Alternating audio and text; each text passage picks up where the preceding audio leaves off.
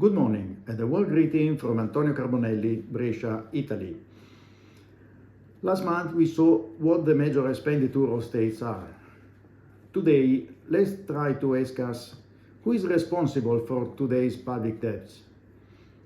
The citizens, the parliaments and governments? Where did public debts arise from?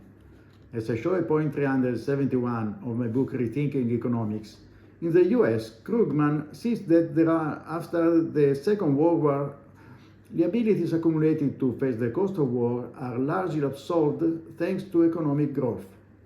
But the situation fell apart again at the beginning of the 1970s, and not only for welfare and New Deal, but for the military expenses to devastate Vietnam and Indochina, and for the price of tourist walks on the moon. In Italy, Stiglitz sees that the increasing of public expenditure at the beginning of the 1980s is also the effect of the expansionary policies adopted in the previous decade. But what do you mean? Who invented expansionary policies? Wasteful and lazy populations who must pay the consequences for generations? Short-sighted and dishonest parliaments and governments that don't think about the burden on the state budget in future decades? Or who else?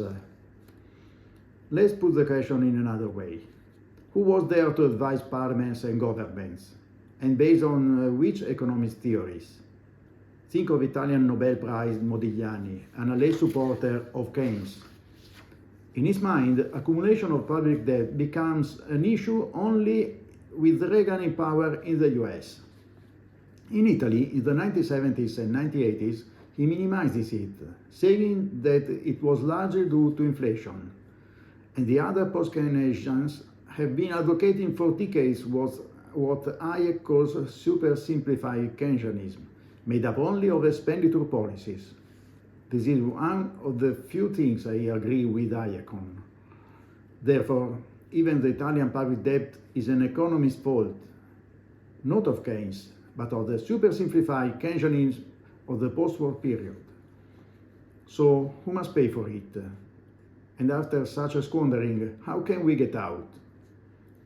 And yet, already the Italian and French economists of the 18th century show why to use public debt only in exceptional situations, and why to avoid persistent deficits in international commercial relations.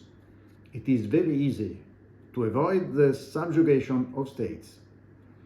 Well, next month, let's begin to investigate the origins of economic inequities. Meanwhile, thank you for listening and goodbye.